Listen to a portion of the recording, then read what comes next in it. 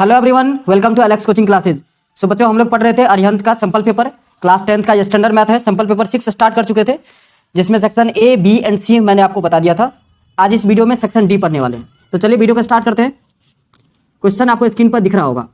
पहला question section D का आपको स्क्रीन पर दिख रहा होगा। कह रहा है quadrilateral A B C D is drawn to circumscribe a circle C figure, prove that A B plus C D is equal to A D plus B C. ये आपका क्वेश्चन है। सो बच्चों, इसमें कंसेप्ट क्या लगेगा, एक कंसेप्ट आपने पढ़ा होगा या नहीं तो फिर समझ लीजिए कि अगर किसी एक्सटर्नल पॉइंट से एक सर्कल पे दो टेंजेंट अगर ड्रॉ करें तो दोनों लेंथ में इक्वल होता है। कहने का मतलब मेरा ये कि ए पॉइंट से दो टेंजेंट यहां पर आपको देखने को मिलेगा, ए पी और ए एस, ये दोनों इक्वल होंगे लेंथ में। सिमिलरली बी पॉइंट से दो टेंजेंट है, बी क्यू और बी पी, ये दोनों लेंथ में इक्वल होगा। ऐसे ही सी पॉइंट से C Q and C P ये इक्वल होंगे।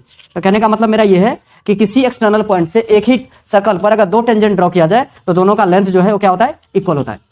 ठीक है, ये प्रॉपर्टीज है। सो आप लिखोगे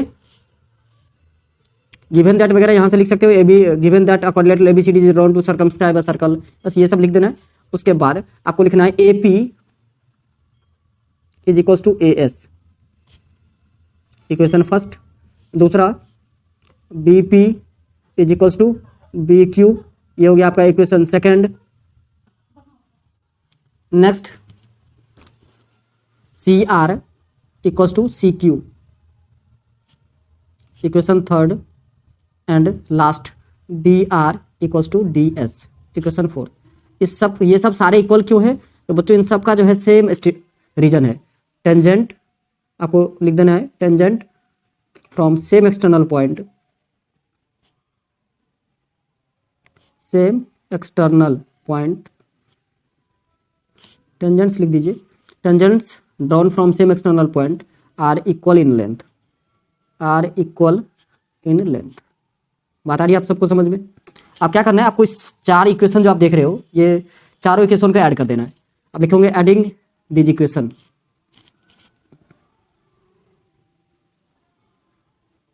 एडिंग दिस इक्वेशन। अब ये सारे इक्वेशन को जब आप ऐड कर दोगे, आप यहाँ पर ध्यान से देखिए, ए पी और बी पी ये दोनों ऐड होगा, तो ए पी और बी पी ये दोनों मिलकर के ए बी बनाएगा। सी आर और डी आर, लेफ्ट लेफ्ट वाले को ऐड करना है, राइट राइट वाले को ऐड करना होता है। ठीक है, तो यहाँ पर आप लिखोगे A P plus B P plus C R plus का डी आर, ये इक्वल होगा A S B Q C Q, A S plus B Q plus C Q plus D S के। अब बच्चों देखो, ए पी प्लस का B P जो है, इस दोनों को आप ब्रैकेट में चाहो तो लिख लो, plus C R plus D R, इसको ब्रैकेट में। यहाँ पर राइट हैंड साइड में एस वाले को एक साथ, मतलब ए एस प्लस का डी एस और बी क्यू प्लस का सी क्यू। चलो अब फिगर देखते हैं। A P plus B P क्या बना रहा था, फिगर को देखिए ध्यान से। A P plus P B ये बना रहा है A B, C R plus D R बनाता है C D. So A B plus C D, A B plus का सी डी इक्वल हो जाएगा ए एस और डी एस, ये दोनों मिलकर के ध्यान से देखिए आप, ए एस और डी एस मिलकर के बना रहा है ए डी, और ए डी और B Q plus C Q मिलकर बना रहा है आपका डी ए। सो यही हमें प्रूफ करना था। आई होप आप लोगों को समझ में आया होगा। इजी कंसेप्ट था, सिर्फ एक ही कंसेप्ट इसमें यूज हुआ है, वो कंसेप्ट है आपका कि अगर एक ही एक्सटर्नल पॉइंट से दो टेंजेंट ड्रॉ करते किसी सर्कल पर तो इक्वल होता है लेंथ में। क्लियर? चलिए नेक्स्ट क्वेश्चन है आपका, P Q is a cord of length 8 centimetre of a circle of radius 5 centimetre. The tangent at P and Q intersect at A point T, find the length of T P. अब देखिए, यहाँ से सबसे पहले आपको draw करना पड़ेगा एक फिगर, एक सर्कल लेना है आपको। तो सपोज करो आप, ये रहा सर्कल, ठीक है। अच्छा, पी क्यू एक कॉर्ड है, पी क्यू क्या है बच्चों, एक कॉर्ड है। अच्छा, the tangent at P and Q intersect at point P, find the length of T P. तो टी पी और टी क्यू ये दोनों जो है टेंजेंट है।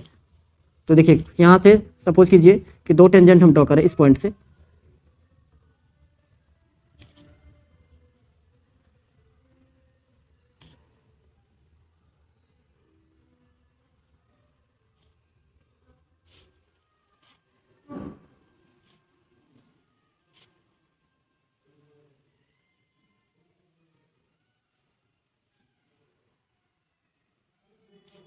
T P and T Q, और इसको हम बना देते हैं बच्चों पी क्यू।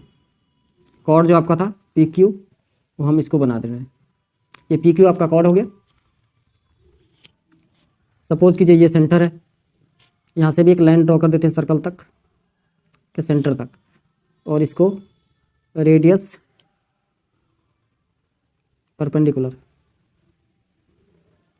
बात आ गई समझ में?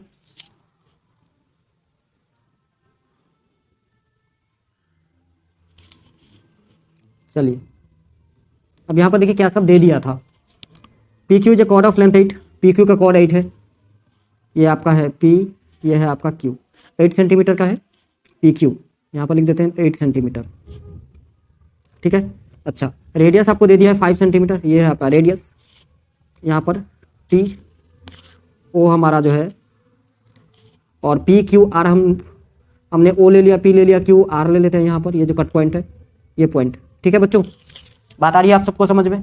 चलो सो देखिए, आप सबको एक चीज़ पता होगा कि रेडियस जो होता है वो पॉइंट ऑफ कॉन्टैक्ट पर परपेंडिकुलर होता है, मतलब यहाँ ये एंगल जो है आपका वो 90 डिग्री है, ठीक। तो इस हिसाब से ओ टी जो है आपका वो क्या होगा, हाइपोटेन्यूज हो जाएगा। ओ टी क्या हो जाएगा, हाइपोटेन्यूज हो जाएगा। कौन से ट्रायंगल के लिए, तो ट्रायंगल ओ पी टी के लिए। समझ में आ रहा है? अच्छा, नेक्स्ट यहाँ पर जो आप नेक्स्ट चीज़ ध्यान देने योग्य जो बातें हैं वो ये है कि यहाँ भी 90 डिग्री बन रहा है, ठीक से ध्यान से देखिएगा, यहाँ भी 90 डिग्री बन रहा है, तो ये भी एक राइट एंगल ट्रायंगल बन गया। कौन सा, ओ पी आर, दिख रहा है आप लोगों को? चलो, तो ये दो राइट एंगल ट्रायंगल में हम जो है अभी यूज करने वाले हैं हाइपोटेन्यूज पाइथागोरस थ्योरम। क्या यूज करने वाले हैं, Pythagoras theorem. So in triangle, सबसे पहले आपको डिस्क्रिप्शन लिखना होता है, तो आप डिस्क्रिप्शन लिख देना, given here P Q given या गिवन दैट, गिवन दैट, या हेयर भी लिख सकते हैं, कोई ऐसी बात है नहीं। Given that P Q is a chord, T P and T Q, comma लगा देना, T P and T Q are two tangent. आप कंस्ट्रक्शन लिखना चाहो तो लिख सकते हो कंस्ट्रक्शन में, अगर कंस्ट्रक्शन लिखना चाहो तो लिख सकते हो, नहीं तो कोई बात नहीं। Join O T, O T को हमने ज्वाइन किया है तो ओ टी ज्वाइन कर लिख देंगे। ओके, अब बच्चों देखो, ये जो पी क्यू 8 है तो P R plus Q R, ये दोनों हाफ में डिवाइड होगा, मतलब 4 सेंटीमीटर हो जाएगा।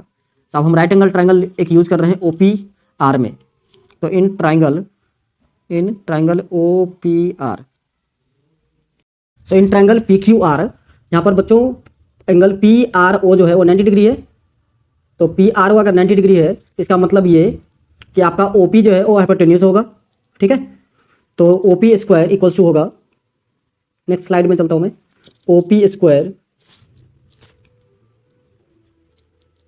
Is equals to, O P square is equals to O R square plus P R square. आप कहोगे सर पी आर का वैल्यू क्या होगा, तो देखिए हमारा जो लाइन होता है जो सेंटर से होकर के क्रॉस करता है, वो लाइन या फिर रेडियस कहें, वो कॉर्ड को बाइसेक्ट करता है, ठीक है। तो इसका मतलब ये कि पी आर और आर क्यू दोनों इक्वल होंगे, और पी आर का वैल्यू कितना हो जाएगा, 4।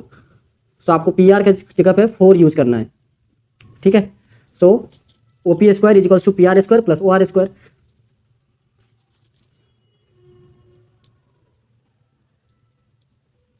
अब ओ पी का वैल्यू आपको दे दिया था कितना, 5। सो 5 का square is equals to 4 square plus O R का स्क्वायर। अब देखिए 5 का स्क्वायर होता है 25, सो 25 माइनस 4 का square 16 is equals to O R का whole square. 25 minus 16 that is 9, so 9 is equals to O R square. तो ओ आर का वैल्यू आपको यहाँ से मिल गया कितना, O R is equals to 3। यहाँ तक कोई दिक्कत मेरे ख्याल से आप लोगों को नहीं होना चाहिए, ठीक है। चलिए, अब ओ आर का भी वैल्यू हमें पता चल गया। इस फिगर को ध्यान से देखिए, ओ आर का वैल्यू आपको पता चल चुका है ऑलरेडी। अब हम करने क्या वाले हैं, अब हमें दूसरा triangle, right angle triangle use करने वाले हैं। वो ट्रायंगल है हमारा ओ पी टी। ध्यान से देखिए, मैंने जस्ट आपको कुछ देर पहले बताया था कि वो रेडियस जो होता है वो पॉइंट ऑफ कॉन्टैक्ट पर परपेंडिकुलर होता है। तो ये एंगल आपका 90 डिग्री है, यहाँ पर देखिए रेड कलर से जो मैंने इंडिकेट कर दिया, ये 90 डिग्री है। तो इसका मतलब ओ पी टी भी आपका एक राइट एंगल ट्रायंगल है, तो इसमें भी हम पाइथागोरस थ्योरम लगा सकते हैं, ठीक है। तो इसमें करना क्या पड़ेगा आपको कि टी पी को लेट इट बी एक्स, ठीक है, और ये जो ओ टी है इसका भी वैल्यू नहीं पता है, लेट इट बी वाई। इन दोनों को हम लेट कर लेते हैं। बात आ रही है आप लोगों को समझ में? सो अब इस ट्रायंगल ओ पी टी में ओ टी का होल स्क्वायर इक्वल टू होगा P T square plus O P square. Clear? आपको लिखना है in triangle O P T O T का whole square is equal to O P square plus का P T का square. अब O T को हमने क्या लेट किया है Y, so Y square is equal to O P square. तो ओ पी जो है आपका रेडियस है 5 का स्क्वायर प्लस पी टी को हमने एक्स माना है तो एक्स का स्क्वायर। कोई दिक्कत परेशानी की बात? बहुत आसान कंसेप्ट है अभी तक। चलिए अब हम यहाँ से X square minus Y square का वैल्यू निकाल लेते हैं। सो वाई स्क्वायर और एक्स स्क्वायर को आप लेफ्ट हैंड साइड में लाओगे तो माइनस होगा, सो माइनस का x square is equal to 5 जा 25। Let it be equation first. Clear? चलिए एक और राइट एंगल ट्रायंगल आपको दिख रहा होगा, वो ट्रायंगल है आपका पी आर टी। ये देखो बच्चों यहाँ पे 90 डिग्री बन रहा है, तो पी आर टी भी एक राइट एंगल ट्रायंगल है जिसमें आर पर 90 बन रहा है, तो आपका पी टी इस बार जो है वो हाइपोटेन्यूस हो जाएगा। तो in triangle P R T, इन ट्रायंगल पी आर टी में बच्चों हाइपोटेन्यूस हमारा टीपी है, सो टीपी का whole square is equal to होगा पी आर का स्क्वायर प्लस टी आर या आर टी जो भी आप लिखो इसका होल स्क्वायर। अब देखिए टीपी का वैल्यू हमने ऑलरेडी लेट कर लिया था x, so x square is equal to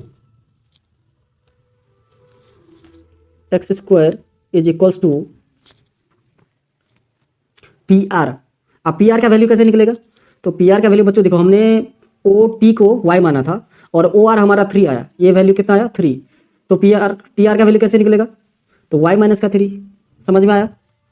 तो जो 3 हमने निकाल लिया था उसको आप माइनस कर लोगे, सो वाई माइनस 3 इसका होल स्क्वायर हो जाएगा प्लस दूसरा क्या है, दूसरा आपका टी आर है। सो टी आर का वैल्यू तो ऑलरेडी आपको टी आर का वैल्यू हमने लिख दिया, लास्ट पी आर बचा, तो पी आर तो आपको पता ही है 4 है, तो 4 का स्क्वायर। अब इसको सॉल्व कर दीजिए, so x square is equals to Y minus 3 का whole square, A minus B का होल स्क्वायर, फॉर्मूला आइडेंटिटी लगाना है, तो ए स्क्वायर होता है मीन्स वाई स्क्वायर होगा माइनस 2ab, सो 2 3 जा 6y प्लस 3 का स्क्वायर 9 प्लस 4 का स्क्वायर कितना 16। So x square is equals to Y square minus का 6y और प्लस का 25। क्लियर बच्चों? ओके अब क्या करना है, 6y और 25 को लेफ्ट हैंड साइड लाना है, तो 6y आपका प्लस का हो जाएगा, प्लस का 6y माइनस का 25 is equals to Y square minus का एक्स स्क्वायर। अब इक्वेशन 1 को याद कीजिए, चलो मैं आपको दिखा भी देता हूँ। इक्वेशन 1 क्या बना था हमारा? इक्वेशन 1 था y square minus x square का वैल्यू कितना आ रहा था 25।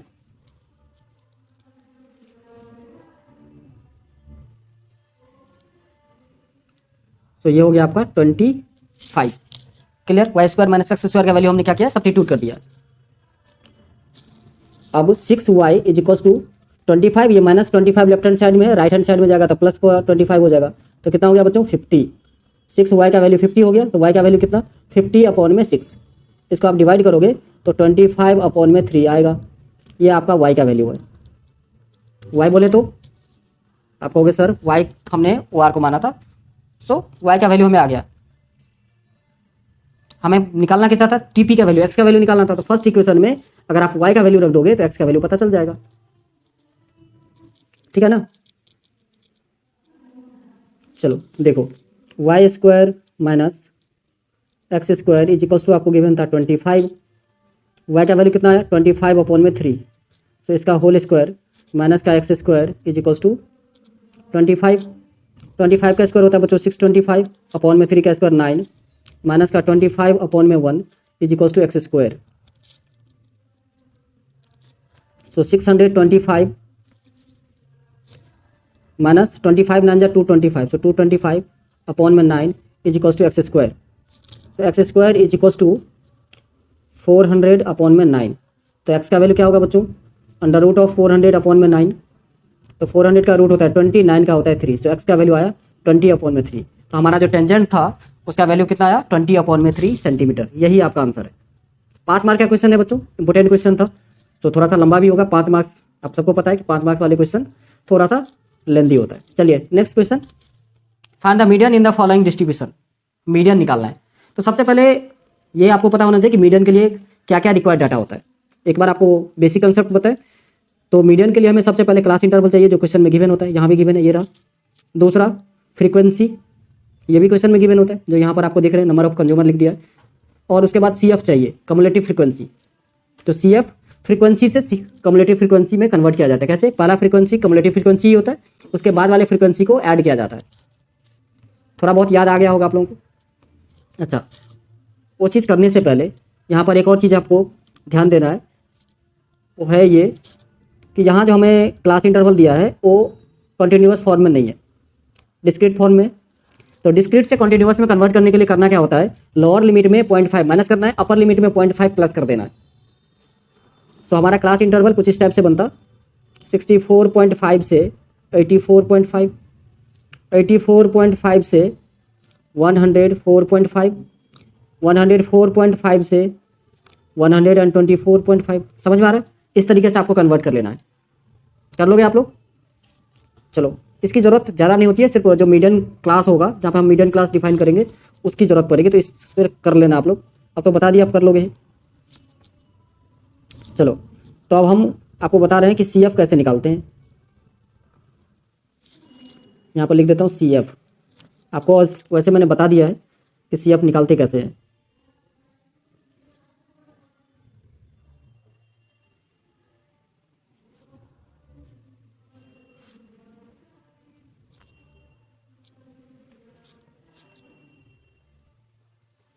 ये रहा आपका CF का क्लियर, मैंने टेबल बना दिया। पहला मैंने बोला फ्रीक्वेंसी, सब कम्युलेटिव फ्रीक्वेंसी होता है, तो 4 एडजेक्टिव्स लिखना है। फिर 5 आप ऐड कर लोगे तो 9 हो जाएगा, 9 में 13 ऐड करोगे तो 22, 22 में 20 ऐड कर दोगे तो 42, 42 में 14 ऐड करेंगे 56, 56 में 7 ऐड कर देंगे तो 63, और 63 में अगर 4 ऐड कर दें तो 67। यह आपका कम्युलेटिव फ्रीक्वेंसी, जिसे हम, अब ये लास्ट जो आया बच्चों 67, यही हमारा सम ऑफ फ्रीक्वेंसी है, that is n। So n equals to आपको पता चल गया कितना, 67। तो n/2 हमें निकालना है मीडियन क्लास को डिफाइन करने के लिए। सो 67/2 करें तो 2 3 जा 6 एंड 2 3 जा 6, सो 33.5। अब 33.5 से ठीक बड़ा, जस्ट बड़ा हमें CF देखना जो 42 है। सो n/2 का वैल्यू हमारा हो गया 33.5। अब 33.5 से ठीक बड़ा हमें क्या देखना होता है, CF कम्युलेटिव फ्रीक्वेंसी। तो है आपका 42, यहाँ पर देखो। तो 42 के ठीक सामने वाला जो आपका क्लास इंटरवल होगा वही होता है हमारा मीडियन क्लास।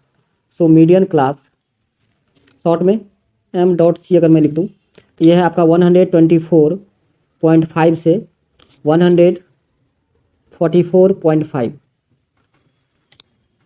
अब हमें कुछ वैल्यू चाहिए होता है, जैसे सबसे पहला वैल्यू चाहिए L होता है हमारा लोअर लिमिट। तो लोअर लिमिट है बच्चों 124.5। उसके बाद F क्या होता है, frequency of the median class. Median class की फ्रीक्वेंसी है बच्चों 20, ठीक है। उसके बाद होता है CF की जरूरत पड़ती है। CF होता है cumulative frequency preceding the median class. तो मीडियन क्लास से ठीक पहले तो क्या है 22, तो CF हो जाएगा 22। F आपका है 20, CF हो जाएगा 22। H की बात करें तो upper limit minus lower limit करके आप H निकाल सकते हो, ठीक है। सो H है हमारा 19, सॉरी 19 नहीं बच्चों 20। 144.5 से 124 को अगर आप माइनस करोगे तो 20 आएगा। सो H का वैल्यू है 20। तो मीडियन इक्वल्स टू फॉर्मूला होता है L plus n/2 minus CF by F into H। L का value 124.5 plus n/2 means 33.5 minus CF that is 22 by F है आपका 20 इंटू H 20। सो बच्चों 20 से 20 कैंसिल आउट, तो 124.5 प्लस 33.5 से 22 को आप माइनस कर लोगे तो 11.5 बचेगा। अब आप ऐड कर दीजिए, 5 + 5 10, 4 + 1 5 और 1 कैरी कर रहा था 6 हो गया, 2 और 1 3, सो 136। यही आपका आंसर है। आई होप आपको समझ में आया होगा ये क्वेश्चन। नेक्स्ट क्वेश्चन है find the mode of the following distribution. अब मोड के लिए बच्चों दो चीज़ की जरूरत पड़ती है, क्लास इंटरवल और फ्रीक्वेंसी, जो दोनों इस क्वेश्चन में दिया हुआ है। तो सबसे पहले मॉडल क्लास। मॉडल क्लास कैसे डिसाइड होता है? तो जिस क्लास इंटरवल की फ्रीक्वेंसी सबसे ज़्यादा होगा वही होगा मॉडल क्लास। तो सबसे ज़्यादा फ्रीक्वेंसी क्या है बच्चों? आप कहोगे सर 12, तो मॉडल क्लास होगा हमारा 30 से 40। अब एल की वैल्यू चाहिए, सबसे पहले एल होता है lower limit of the model class, that is 30। फिर होता है F1, F1 होता है frequency of the model class, that is 12। F0 frequency before the model class, so 7। F2 मतलब बाद वाली 5, और H कितने का गैप है ये देखना आपको, 10। Mode is equals to formula होता है L plus F1 minus F0 by 2F1 minus F0 minus F2 into H। तो L का वैल्यू जो है हमारा वो 30 है। अब सबका just put the value, get the answer.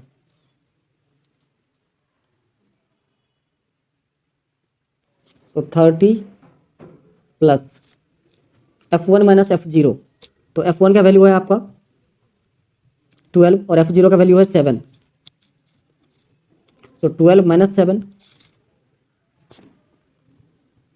Bye 2 times of 12 that is 24 minus 7 minus 5 into 10। So 30 plus 12 minus 7 करोगे आप तो 5 आएगा, 5 by 12 24 minus 12 into 10।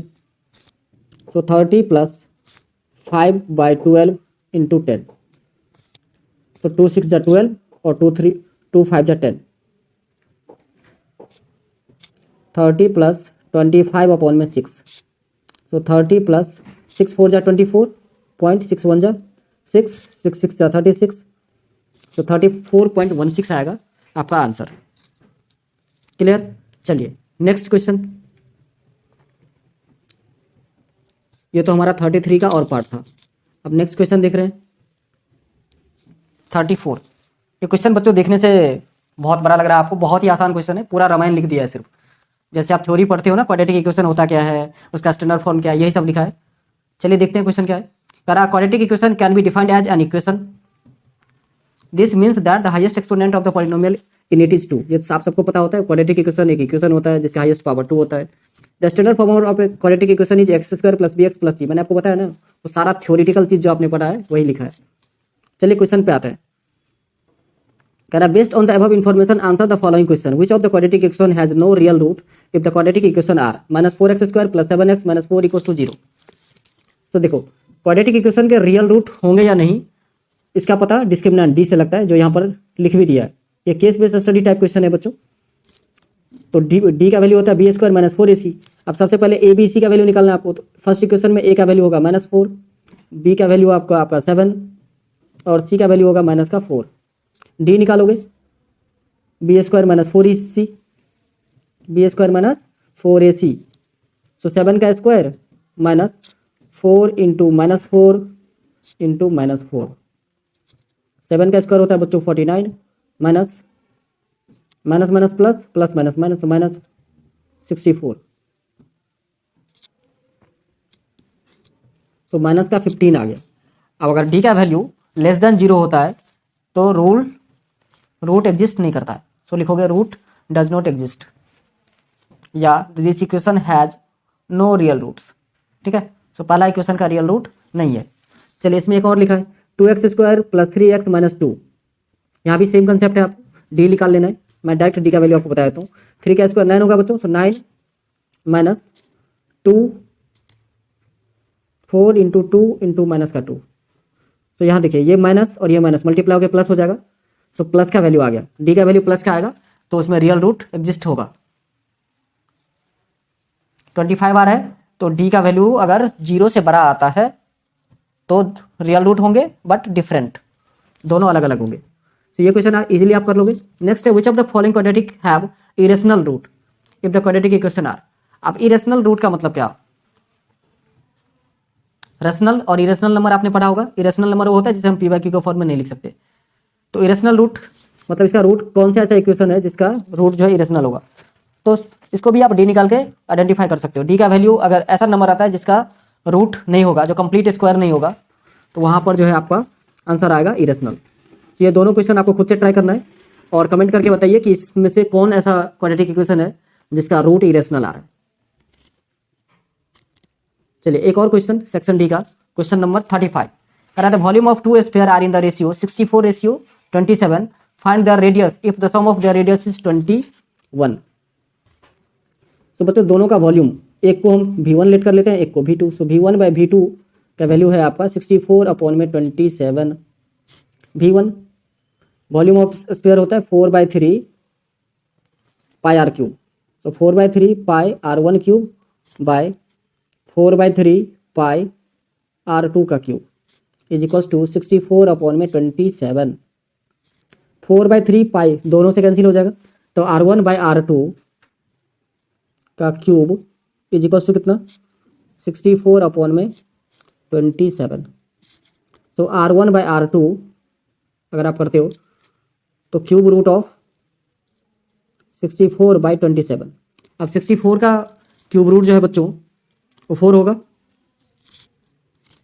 So r1/r2 4/3। So r1/r2 अगर आप करते हो तो 4:3 आ गया। लेट